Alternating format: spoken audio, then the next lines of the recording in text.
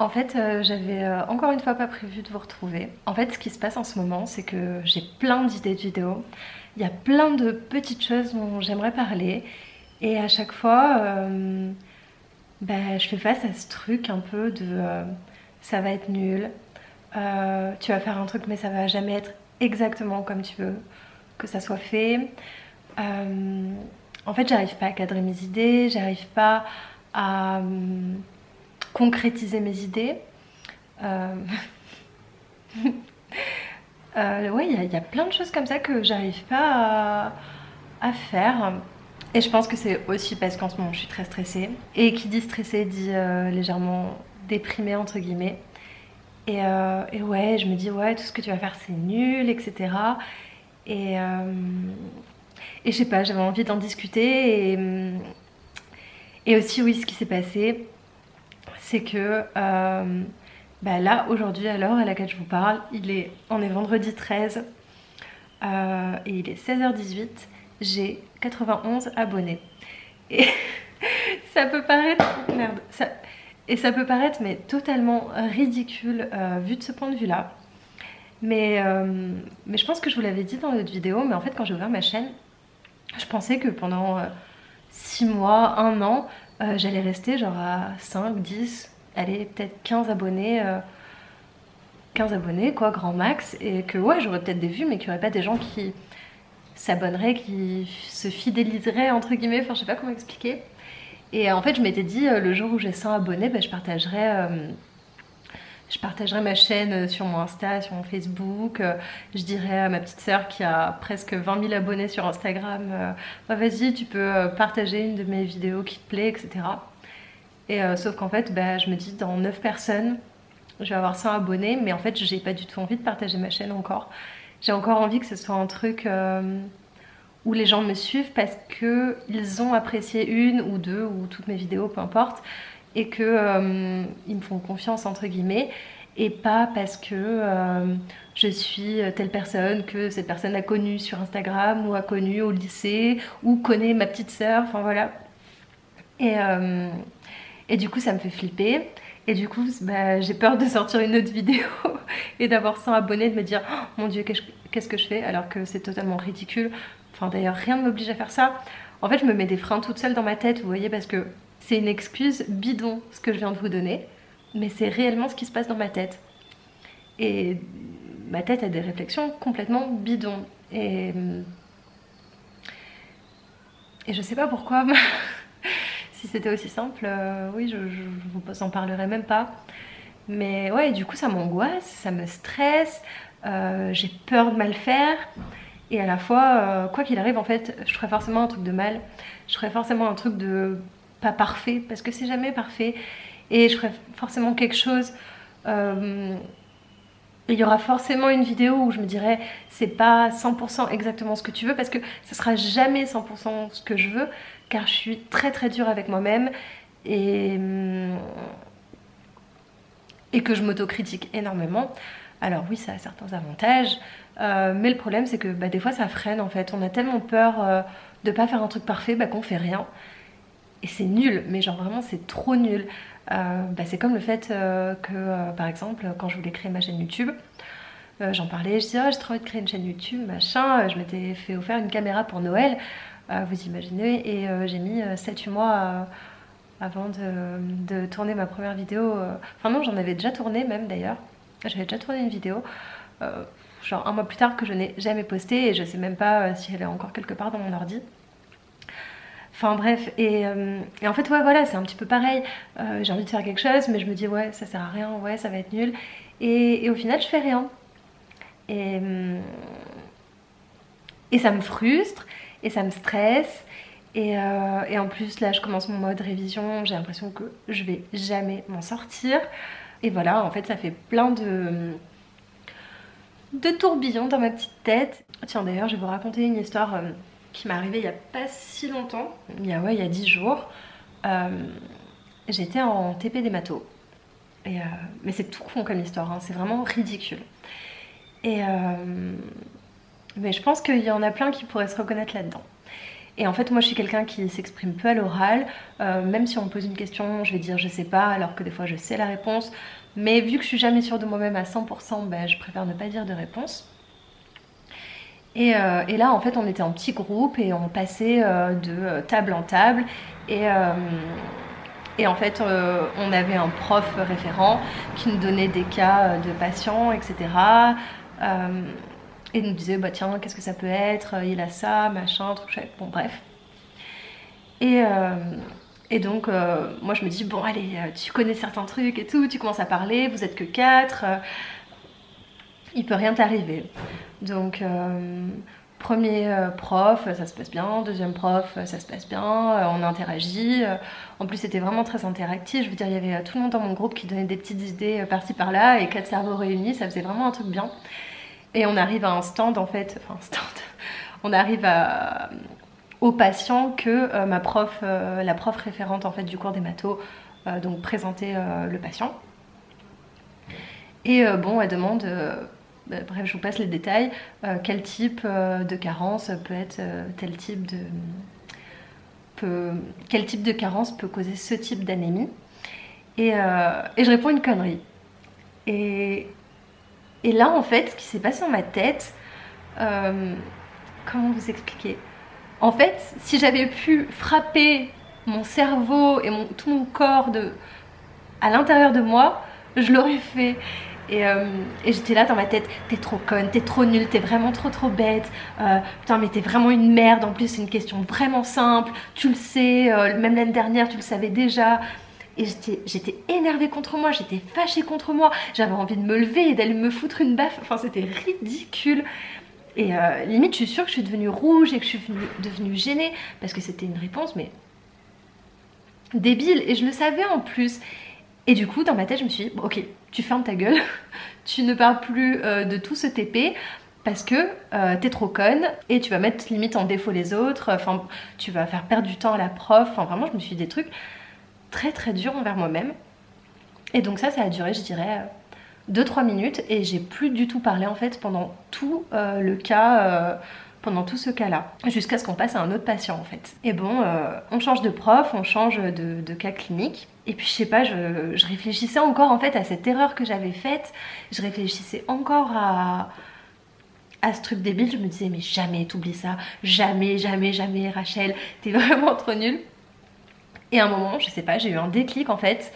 On était passé sur un tout autre cas. C'était un mec hémophile. Je sais même pas si c'est un intérêt cette histoire, mais bon, peu importe. Et en fait, c'est un cours que je trouve super intéressant et que j'avais lu genre il y a 2-3 jours. Et je me dis, bah en fait, si tu veux reparler, en fait, si, peut-être que tu vas redonner tes idées, que tu vas proposer des examens, tu vas proposer des traitements, etc.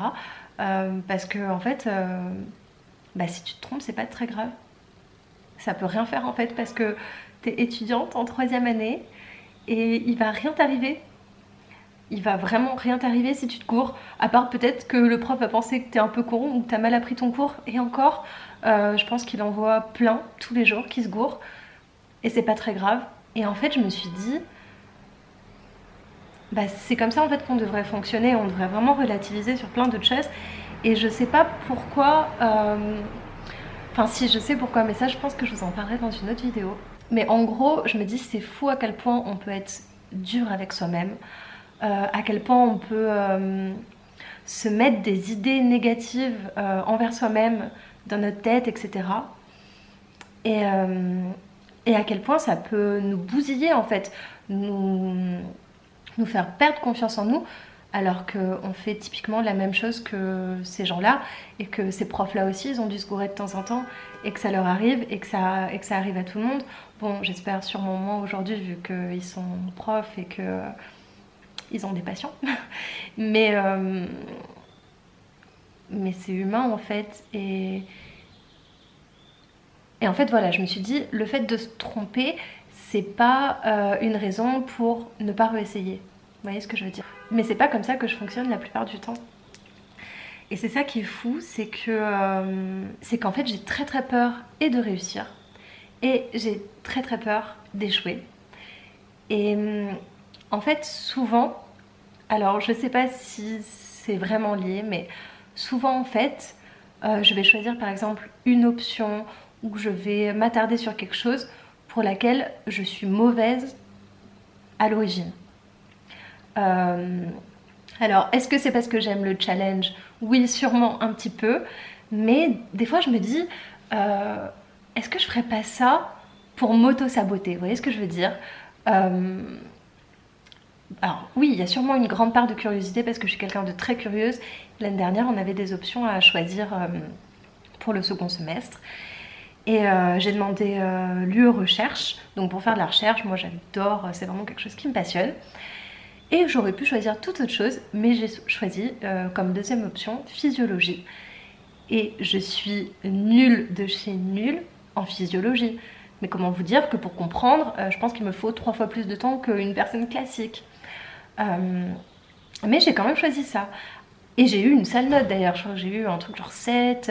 Bon, ça a compensé, toutes mes autres notes ont compensé, donc c'était pas très grave.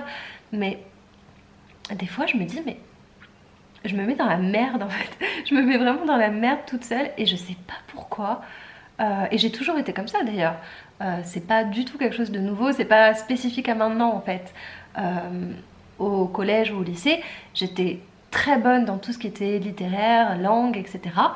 Et j'étais très moyenne dans tout ce qui était sciences, bon SVT ça allait, physique, chimie, maths, j'étais vraiment très très très limite.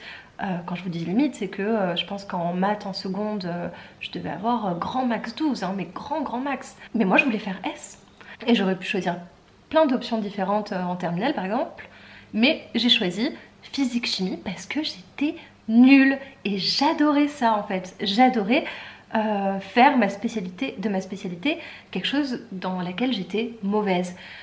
Et je me dis, est-ce que c'était une façon de m'améliorer, de me prouver quelque chose ou de prouver quelque chose aux autres? Mais je pense pas parce que j'ai jamais eu ce besoin de prouver quelque chose aux autres, c'est souvent pour moi-même, mais bon, peu importe. Ou est-ce que c'est une façon vraiment de m'auto-saboter et de me dire t'as raté ce que t'as choisi ou t'as raté ce que tu fais parce que de toute façon à l'origine t'étais nulle, à la base t'étais pas faite pour ça donc c'est normal. Enfin je sais pas. Et je me dis est-ce que je suis pas en train de faire ça avec ma chaîne YouTube, de me dire bah fais pas cette vidéo parce que ça va pas être super intéressant. Et en fait je suis un petit peu divisée aussi parce que mes vidéos, genre par exemple un petit peu plus scientifiques ou psycho sur par exemple le stress, ça marche pas du tout. Mais mes vidéos, par exemple ma vidéo sur les seins s'il vous plaît, genre c'est peut-être la vidéo la moins intéressante de ma chaîne. Et ben il y a plus de 2000 vues. Attendez, je réponds au téléphone. Allô. Je crois que j'ai perdu le fil de mes pensées, je sais plus ce que je disais. Enfin voilà, ouais du coup en fait je pense que je suis un peu face à un petit syndrome de l'imposteur en fait. Pour beaucoup de trucs, souvent je me sens pas à ma place, souvent je me dis mais pourquoi moi? Est-ce que je mérite d'aller là? Est-ce que je mérite de faire ça? Et en plus j'en parlais avec une copine la dernière fois et c'est fou en fait à quel point on a peur de se lancer, à quel point on a peur de faire les choses. Et c'est pas du tout un bon fonctionnement d'ailleurs, hein. Mais, mais voilà, c'est fou. Et en plus, vu que, ouais, comme je vous disais, j'ai très très peu de retours sur ce que je fais, sur est-ce que j'aide quelqu'un, est-ce que je rassure quelqu'un, est-ce que je divertis quelqu'un, bon...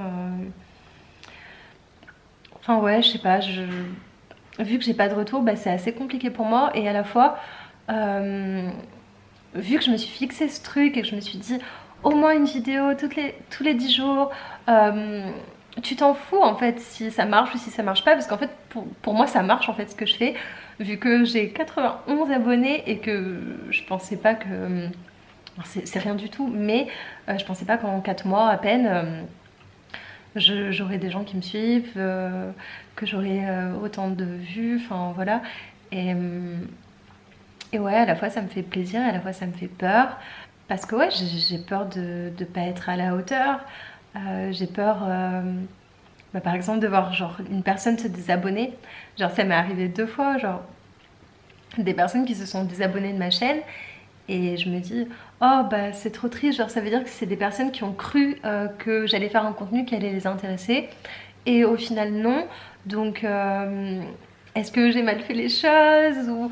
Bon après je suis un petit peu trop sensible aussi, mais... et c'est débile d'ailleurs, mais je n'y peux rien.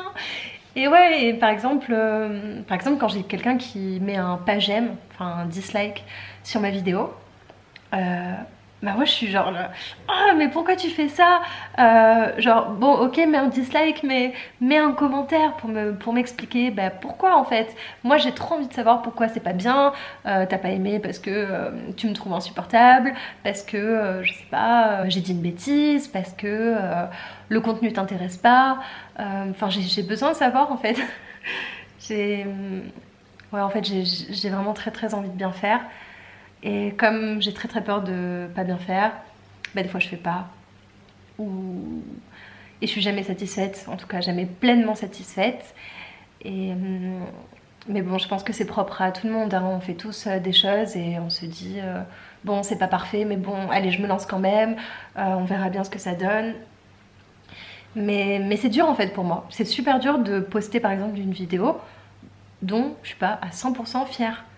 Mais en fait, c'est arrivé à 100% de mes vidéos. Parce que 100% de mes vidéos, je me dis oh t'aurais pu dire ça, oh machin t'as dit tu vois, j'ai ce tic de dire et ça m'énerve. Ou je me dis tiens t'aurais pu pas mettre cette musique, t'aurais pu ton montage aurait pu être mieux. Enfin voilà, je me dis plein de choses. Mais c'est que des freins de merde. C'est que des ouais, c'est que des freins de merde. Je suis désolée si vous entendez ma machine à laver en fond, mais on est en heure creuse, alors j'en profite. Enfin voilà, du coup je suis un petit peu dans ce mood là de syndrome de l'imposteur, de stress, de un peu manque de confiance en soi. Et c'est ça qui est fou d'ailleurs parce que, par exemple, sur ma vidéo de l'augmentation mammaire, je vous dis que j'ai totalement confiance en mon physique aujourd'hui. Et c'est réellement le cas, même si je n'accepte pas tout. J'ai totalement accepté en tout cas, enfin je sais pas comment expliquer, c'est super mal dit ce que je vous dis, mais comment expliquer, j'ai plus de complexe avec mon corps. Il y a des choses que je n'aime pas, mais j'ai accepté mon corps et j'ai décidé de l'aimer. Et ça c'est vraiment l'aspect physique. Et c'est tellement différent la confiance en soi physique que la confiance en soi... l'estime de soi sur le plan intellectuel qui pour moi est beaucoup plus compliqué. Autant je m'en fiche si les gens me trouvent moche, je m'en fiche si les gens me trouvent jolie d'ailleurs, je m'en fiche qu'on me dise que je suis petite, que je suis mince, que je suis grosse, enfin je m'en fous complet. Mais par contre qu'on me dise que j'ai mal fait mon job, si jamais j'ai un job, qu'on me dise que je suis pas quelqu'un de productive, que je suis pas rigoureuse, que je suis pas intelligente, que je suis pas sérieuse, c'est des trucs, ça me rend folle en fait. Et je vous en parlerai dans une autre vidéo, mais moi souvent dans ma vie on m'a réduite à une jolie petite bête. Mes profs de collège et de lycée me voyaient comme une fille jolie mais débile. Et ça a été très dur pour moi parce que j'avais pas l'attention que je voulais en fait, et moi je voulais montrer que j'étais pas du tout ça en fait. Je pense que mes crises d'angoisse sont par exemple en partie dues à ça, au fait que j'ai très peur de me planter sur le plan des études, sur le plan intellectuel, sur le plan du développement personnel, pardon. Parce que j'ai pas du tout envie qu'on pense que je suis bête, j'ai très peur qu'on pense que je sers à rien entre guillemets, alors que je sais très bien que non. Je sais très bien que non, et moi, à moi-même en fait je me le suis prouvé de nombreuses fois, mais vis-à-vis du regard des autres c'est pas encore gagné. Et ouais, je pense que j'ai ce truc, cette peur de me foirer en fait.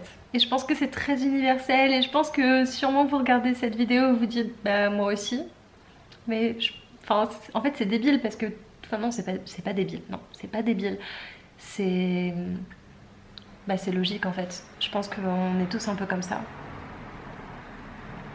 On a tous très envie de réussir, Et je pense qu'on a d'autant plus peur d'échouer quand on s'investit vraiment, quand on fait vraiment des efforts. Mais je sais pas vous, mais moi par exemple, je suis beaucoup plus stressée à un examen quand j'ai beaucoup révisé. Si par exemple j'ai pas révisé ou que je m'en fous de me planter ou que ça m'emporte peu, je vais pas stresser. Alors, enfin c'est bizarre d'ailleurs, il y a plein de gens qui me disent que c'est l'inverse. Mais alors moi pas du tout. Enfin voilà, je sais pas si ça a vraiment un grand intérêt cette petite réflexion, ce petit café club conversation, mais bon, enfin voilà, mais en tout cas voilà, je vous aurais partagé un peu mon état d'esprit de ce moment et peut-être que bah, ça peut être sympa, je sais pas en fait, dites-moi, parce que c'est vrai que je vous partage des choses. euh, que je vous montre des choses, que je vous apprends peut-être des fois des choses, mais je vous dis pas vraiment tout ce qui se passe dans mon cerveau. C'est normal, hein. Euh, c'est normal vu que bah, je dis à très peu de gens ce qui se passe dans mon cerveau. Mais enfin, d'ailleurs, je pense que c'est vraiment une toute petite partie parce que sinon je pourrais vraiment vous faire une vidéo de 24 heures et ce serait vraiment très chiant. Mais ouais, je me suis dit que ça pourrait être cool de vous dire ce que je ressentais là, à ce moment, et vous raconter des petites anecdotes de ma vie. Enfin voilà, je sais pas pourquoi je fais ça. Je vais aller me promener, j'en profite, même s'il va bientôt faire nuit. Et en tout cas, voilà, j'espère que ce petit bout de vidéo vous aura plu. Moi, je vous fais de gros bisous et je vous dis à bientôt dans une prochaine vidéo. Bisous.